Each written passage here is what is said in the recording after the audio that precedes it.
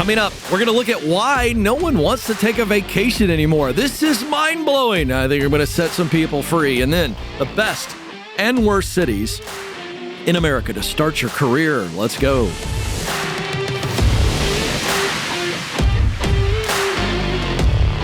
Helping you win at work so that you can win in the rest of your life. More money, more meaning is the goal here on the Ken Coleman Show, and I'm Ken, and shall we get right to it? Fascinating stuff. This is unbelievable. Headline right here. I mean, man, I'm getting right to the headlines today. We're not messing around. This is an extra paper crinkle because I think this is a crisis. More than 4 in 10 U.S. workers don't take all of their paid time off. The actual number is 46% of U.S. workers who receive paid vacation time do not. And by the way, this would also include doctor's appointments or minor illnesses. So sick time and then vacation time. 46% of U.S. workers are not using all of this time. This is from the Pew Research Center. And this is unbelievable. Upper income workers are more likely than middle and lower income workers to say they take off less time than offered. About half of upper income workers, 51%, say this compared to 45% of middle income workers. There are also differences by education level. About half of workers who have a bachelor's degree or more education say they take less time off than what is offered. So, wow. If you had presented this to me and asked me, Ken, do you think that lower income workers are more likely to not use their vacation than higher income workers? I would have said, yeah, absolutely, because I would have thought they don't have as much margin in their life and they're scared, because I think this all comes down to fear. And I think this all comes down to margin. Two major factors. We'll get into this in a minute, fear and margin. And this applies to all of us. I would have ventured that it would be the lower or middle income earners that would be less likely to use their time. But this is high income people. So what's going on? Okay, let's just walk through a basic list here. And then as I'm walking through this, and you're one of these people who've not used your vacation time, and again, I've set you up. We're talking about fear and a lack of margin. Those would be your two buckets that I think all these reasons that I'm about to list through on the data, they fall into. So here we go. One is fear of conversation with their boss about taking time off. Well, what's going on here? Well, there just is always an underlying tension between an employee and their leader. If you upset your leader, you lose the leader loses confidence in you. Whatever. You're just always a little bit like, hey, am I good here? Because this is your livelihood. And no one wants that Band-Aid ripped off, that you are let go, you're fired, or you're laid off. So let's just all understand, this is psychology 101. So when it comes to vacation time, if a person is living in a state of fear that I don't want to disappoint my boss, they're busy, I'm busy, maybe the team's underneath the water right now, it's a really tension-filled environment, and I don't want to have a conversation. I don't even want to file. I don't even want to turn in my vacation time because of what that might create. Whoa, we've got a very unhealthy situation. And listen, I just want to be honest with some of you here, and I hope this is nothing more than a coaching moment where you go, I need to wrestle with what Ken's saying. If you're a person who doesn't even want to submit your vacation time or talk to your leader about taking some time off, okay, number one, you're unhealthy. And that may be hard to understand, but you are unhealthy because you aren't in a place where you have a healthy perspective that would give you the confidence to take the time that you are allotted. I mean, this isn't a negotiation. If I hire Bob and I say, Bob, you get 2 weeks paid vacation. Guess what? That's Bob's time. Now, if he were to then put in his time and I were to deny it and come up with some bogus reason and keep denying, and he doesn't get his vacation, that's not Bob's fault. That's my fault, the leader. So let's also acknowledge that you might have an unhealthy leadership situation. But here's the deal. The leader doesn't want to mess up either. There's no viable reason that a leader could deny vacation repeatedly. Rare situations that have reasonable circumstances, okay. It's not, hey, Bob, listen, I know you file vacation. That's one of the busiest times of the year for us. Is there any way you can work around? That's a healthy conversation. But even then, it's like, that's his vacation. So that's one of the big issues. People are afraid of their boss, either because they are unhealthy and they're just terrified, maybe because of a situation in their past, to speak to authority and go, hey, I'm taking my time. Or they've got a very, very unhealthy leadership situation and as a result, a bad culture. And so, they just don't feel like they can take off. Here's another reason. Fear of falling behind on your workload. But again, we're a team. And if for some reason you work in a really small company where maybe there's only 2 or 3 of you, again, this is where you've got to be an adult and take what is yours and be mature and say, hey, I'm taking some time off. We got to figure out workload and workflow. So this is where you got to be a mature adult and go, all right, I'm not going to pop this vacation time on everybody with 2 weeks. If everybody relies on me, then I need to over communicate and in the month of February say this is my vacation in June. And what's the workflow look like? Another one. This is fear. We got 3 fears and 1 margin coming at you. Okay, here's the other fear. Fear that's going to hurt your chances to get promoted. Really? You are so insecure and so controlling that you think your time away on vacation is somehow going to set you back professionally. I will tell you that is a scarcity mindset that will hamper you, hold you back your entire life. Let me give you one personal example that I think is the same idea here from a scarcity mindset. My wife and I have 3 kids. They're now teenagers, so we can go on a date anytime we want to because I don't need a sitter. But I know couples that have done this, but I'll just give you an example here. If Stacey and I, when the kids were younger, never would go on a date because we were afraid that something bad would happen if we left the house and left the kids in care of a babysitter, that is a scarcity mindset that is all about controlling the situation, and that would eventually hamper our relationship. If we never went on a date, never had time for each other. Same deal here. All right, now, one other one, which is a margin issue. And I think this might be the biggest culprit. That's why I led with the 3 fears. I think this is the other margin. This is from the data. Another reason why people do not use all their paid time off is because they don't have the financial margin. They are running things so tight. We're talking paycheck to paycheck. And we're talking many times the paycheck doesn't even cover it. Simply put, they can't afford to take a vacation. This is what this looks like. Can't save for it. Maxed out on credit cards. And the vacation you'd want to take, you can't afford. So we make up excuses for it. We are so undisciplined in our financial life that we can't afford to take a vacation. I mean, even a small vacation, a cheaper vacation where instead of eating out every night, we eat sandwiches. But my point is getting away with the family, going on a camping trip, something. Or hey, do a staycation. But what happens is our pride gets involved. And people are going, I literally can't afford it to do what I want to do, what everybody else does on Instagram and Facebook. So I'm just going to blame it on the man and my work environment. And all of a sudden it becomes an excuse. And the one who loses, again, is you, the worker who's not taking vacation, taking time off. The one who loses, or the people that lose, is your family because you're going to take a vacation. So the solve, I've talked about the fear piece and how you solve that. You got to get healthy. You got to go work for somebody who's healthy. That's how we handle that. But this issue here is personal responsibility. This is using every dollar. The Ramsey Solutions budgeting app.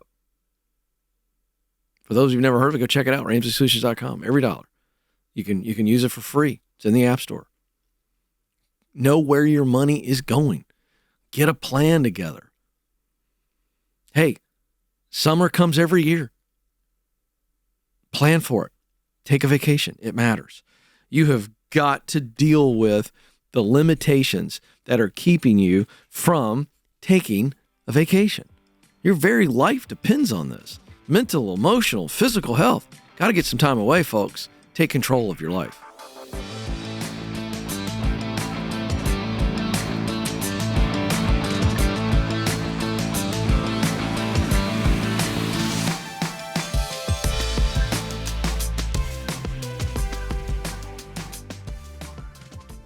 Hey folks, I want to tell you about Aiden. He started at Bethel Tech 2 weeks after graduating high school, and less than a year later, he's 19 and working as a full-stack software developer. He loved the idea of being able to work at his own pace, but what he really thought was cool was Bethel Tech's faith-based learning environment and being with classmates who had a similar worldview. Now, if this is you, or if you have a son or a daughter that's looking for the next step out of high school, and they may be tech-minded, at least interested, you need to talk to Bethel Tech. Listen to this. Fortune Magazine named them as a top 10 best UX UI bootcamp for 2024. And right now, they're offering you 10% off because you listen and watch The Ken Coleman Show. They also allow you to pay cash, and I know you'll like that. Go to betheltech.net/Ken Coleman for details. Terms and conditions apply.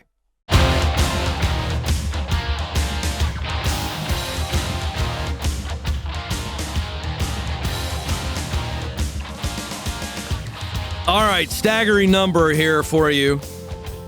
The National Center of Education Statistics projects 2.1 million new bachelor's degree graduates coming out. Ho, baby. Here we go, a new wave. That number seems very large to me. Goodness gracious. I feel like that number should be way less. People should be going to trade schools and just going straight from high school. That's my opinion. And I'm sticking to it. If LeBron James can go straight from high school to the NBA, we should be having kids going straight from high school to the pros. All right?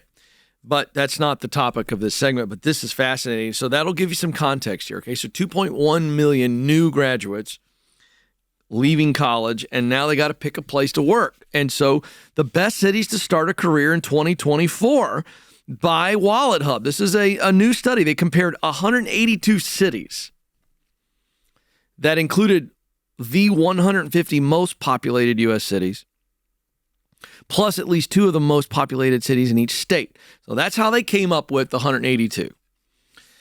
Kelly, the associate producer, is very sassy, and she has an opinion. I may draw on her for this. We shall see. This is fascinating. We're going to look at the list. Kelly, tell everybody how old you are. I'm 28. You're 28. So it wasn't that long ago that you had to decide to leave the mother state, which is Georgia. It is. And by the way, what did you do? Where did you go straight out of college? I actually moved here 9 years ago, went to college in Nashville, and I've stayed ever since. Okay, so you came to college in Nashville. Where did you go? Trevecca. You went to Trevecca? I did. Oh, wow. This is get to know your team day. It occurs to me I probably should have asked all these questions a lot earlier. Okay, so you decided to stay in Nashville. I did, okay. yeah. And boy, this is nerve-wracking. Are you happy with your choice? I mean, I think it turned out pretty well. I think so, too. I think you got one of the greatest jobs in the world working with a really spectacular guy. Wow, yeah, Dave's pretty great. Touche. Touche. Well played. Okay, so it's not been that long since you made this decision. And by the way, I'd be interested to know, Alex, the data on, see if somebody could pull this up. In fact, Kelly, instead of making fun of me, maybe you could actually do something productive in there and see what is the percentage of college students who stay in the city of their college. I think that's interesting because I think it's a pretty good chunk. But anyway, let me know when you have that and we'll dive in here. Okay, now, so here we go.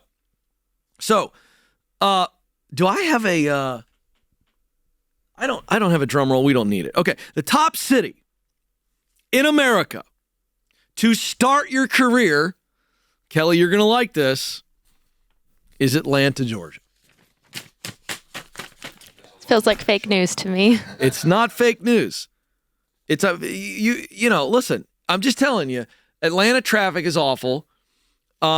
you have to go through Atlanta to go to hell. All right, it's not a theological statement. Alex, that's not a theological statement. That's a geographical statement. And Kelly, you know what I'm talking about. You start talking about 400 and 285, and that's where the devil and all of his demons hang out. And I'm just telling you, whether you go to hell by plane or car, you are going through Atlanta. It's the first threshold of hell. So I get why, Kelly's not excited about Atlanta, but it's the number one. Why? The average household income is $79,000, and it has the highest annual growth in household income at 8.9%, and plentiful amounts of entry-level jobs with highly rated companies. And that's why Atlanta, Georgia is number one on the list. Okay, top 10 cities. Orlando, Florida, not far behind. Salt Lake City jumps in at number 3, which I think is really fascinating. Tampa, Florida, number 4. Not surprising, by the way. So 2 things. Salt Lake City, good tax situation, and it's beautiful. Outdoors. You ever been to Salt Lake? Any of you in there? None of you. Really? Not Bob, you haven't even been to Salt Lake City? Well, I tell you what, you need to start living. Salt Lake City, Utah, gorgeous. Clean city, all the favor of a metropolitan city, but super close to amazing outdoor activities, and so a lot of people are moving there.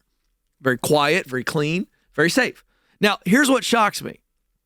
Okay, Tampa makes total sense. Tampa's gorgeous. Tampa, St. Pete area, again, gorgeous weather. The water's phenomenal. The sand is literally sand from heaven. It's unbelievable. The sand, by the way, on the Gulf side of Florida, that's what sand in heaven is going to look like. I'm just going to let you know. It's not brown. It's beautiful. Now, here's what shocks me. Number 5 in best cities to start a career is Pittsburgh, Pennsylvania. We're talking about the Steel City. I'm a little surprised by that.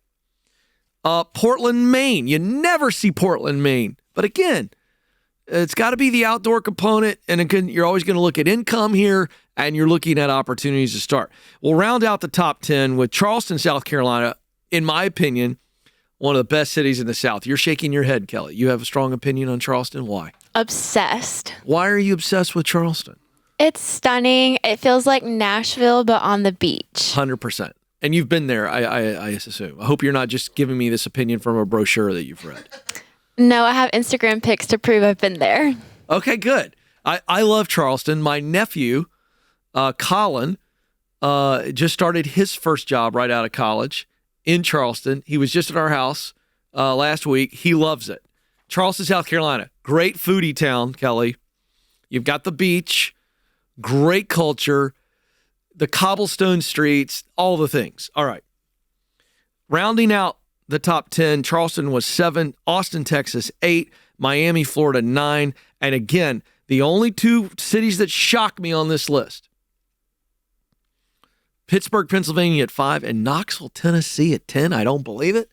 I don't get it. I'm not a huge Knoxville fan.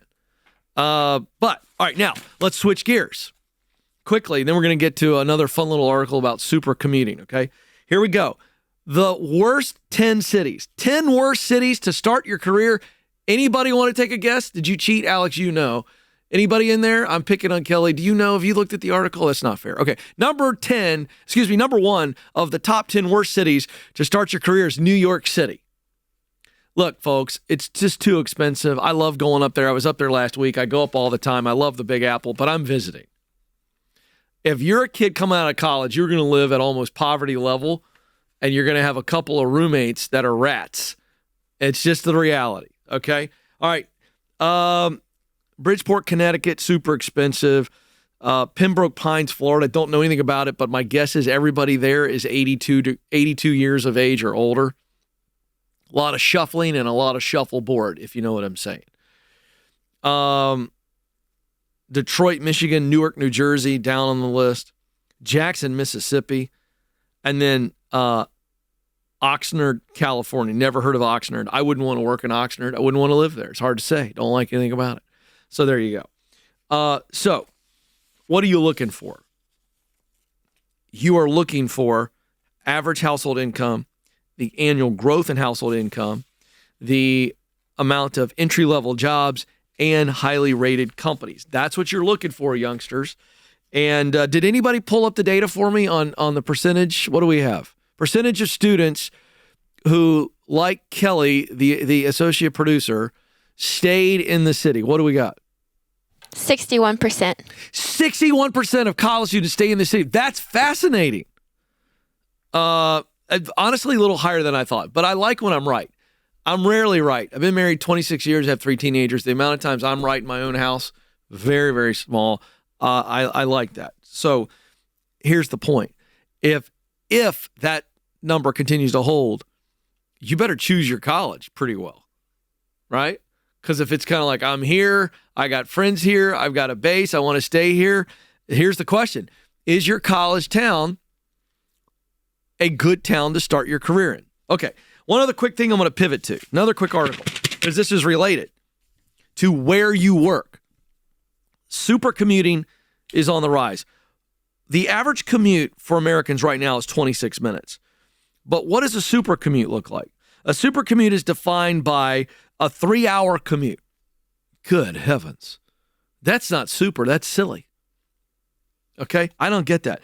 They cite in this Business Insider, and I'm going to give you a quick story on this, a guy who actually represents, his name is Lee Robinson. By the way, if the average commute is 26 minutes, his is 17 times that. Holy smokes. You ready for this? Here's his day. When he has to go in. More on that in a second. Lee Robinson gets up at 5 in the morning, drives to the airport in Des Moines, Iowa. Hops on a 6 a.m. flight to Denver, Colorado, waits for his connection at the airport, boards a second flight to San Francisco, takes an Uber to the city's financial district where he works as a VP of developer experience at a tech startup. Door to door, the trip takes 7.5 hours. Now, the good news, he's not doing that 5 days a week, obviously. They want him there 1 to 2 times a month to attend executive meetings. So that's a super commute. He's not doing that every day, but it's a little ridiculous. Now, here's what he says. He said, if you'd have told me 3 to 5 years ago that it's possible to have an executive role at a fast-growing private technology company from Des Moines, Iowa, I would have been very excited. When I went to school for software engineering, I thought the only option was San Francisco or the Silicon Valley. And again, so this super commuter term is people who average at least 3 hours traveling to and from the office each day. And again, that's a 90-minute one-way, 90-minute back, just to give you a real example. And this is on the rise. And the reason is because among those who work from home during the pandemic, which is a lot, 46% now are on a hybrid schedule compared with 34% who are fully on site and 20% who are fully remote. So all that to say, if you can pull that off, because we get this question a lot on this show and in the Ramsey show.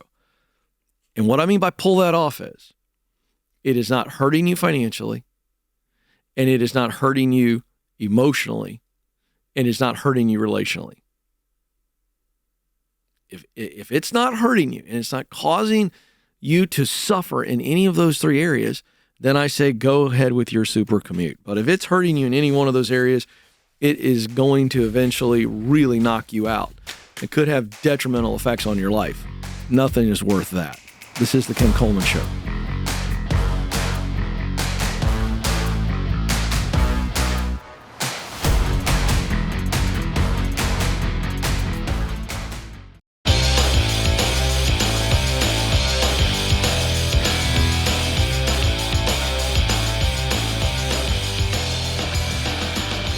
All right, what if I told you that in about 20 minutes, you could get some self-awareness that maybe you've never had before in your professional life? And I believe that this is really true. Find the Work You're Wired to Do is the latest. This is a little book, takes about 40 minutes to read, but this is really the Get Clear Assessment, our signature tool that measures. It's a measuring tool of self-awareness. It measures what you're best at doing. We're talking about skill. It measures what you enjoy doing most. We're talking about real passion for a type of work. And then it measures results that motivate you. If you know what motivates you and you get a chance to do that, guess what you don't have to do? Psych yourself up to get out of bed every morning. You just are like, bing, It's like Kelly. Kelly loves working with me so much that she just cannot wait to get to the office, as she pointed out in our last segment. So, there you go. So now I don't have to worry about motivating her. All right, you can get the assessment, the Get Clear assessment at kencoleman.com. Great gift, by the way, for maybe a family member or friend, or even for yourself if you're struggling. You don't have clarity, and as a result, you don't have confidence. It's a great tool. All right, let's get to the phones. Karen is joining us in Detroit, Michigan. Karen, you're on the Ken Coleman Show. Hi. Hi, Karen. How are you? I am living the dream. What are you doing? Oh, good. I'm hoping I will be doing that soon after I talk to you. A lot of pressure on me now. All right, let's dive in. I love this show. Thank you. Thank you. So I am 58, and I have eligibility to retire in December from a job. The people are great, but I don't enjoy the work anymore. Okay. I'm in finance, and it's gotten repetitive and boring, and I dabble in public speaking because I'm certified to analyze handwriting, and so I speak about that periodically, and I also would like to start doing that with calming techniques and essential oils. So I kind of have things that I like to do, but I don't know if they're passions. I seem to get into these side jobs a lot where I just signed up for the Dave Ramsey coaching for finance coaching. And I'm like, is that really what I want to do? And I feel like I'm all over the place. Yeah. Interesting. Okay. Let's see if we can draw some threads here together. Okay. When you are speaking about certified handwriting, or when you think about speaking about essential oils, when you think about coaching people on their finances, what's the emotional response that you feel?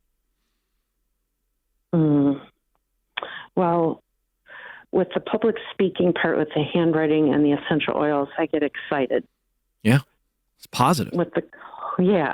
So hold on, stay there. Let's stay there. Okay. Like when you think about a potential talk, you get excited. True or false? Mm-hmm. Yes, true. Okay, couple more true or false questions. When you are preparing for the presentation, you get excited. True or false? True. When you are delivering the presentation, you are excited. True or false? Definitely true. When the talk is over and you know that it's been received well, you are really grateful. True or false? True. You're not all over the place. You're just trying to find that. You're just trying to find that platform, that channel where you can share your voice, and so you're interested in a lot of things, and you've got a voice on a lot of things. Okay. Doesn't that sound a little bit more stable than I'm all over the place? Yeah, I guess so. It's just because I want to talk about different things, so I think I have to hone in on one thing. And yeah, yes or no. You've been listening to my show for a while. You know a little bit about me. True or false? True. Do I only talk about one thing, even on the show or speeches that I give or on social media? Do I only have one note? No, that's true. Oh, you don't. I don't. Yeah.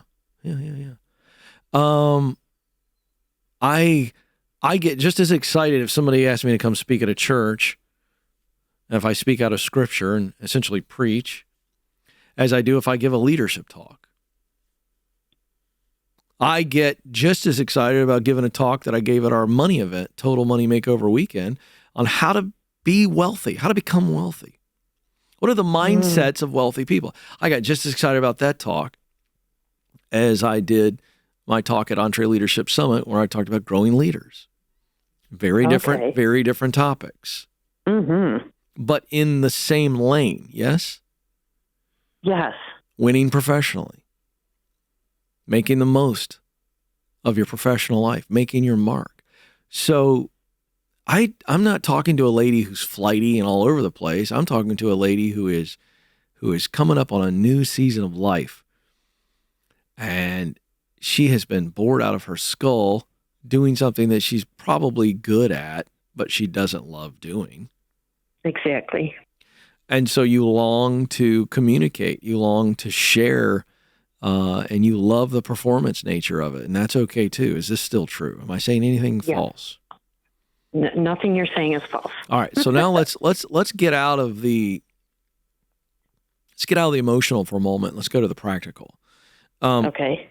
If you were to take the retirement option in December, what would be your retirement income, or what kind of investments do you have? Will you have some type of a pension? Tell me what's the real, if you were to never work again in December, what would your financial situation be?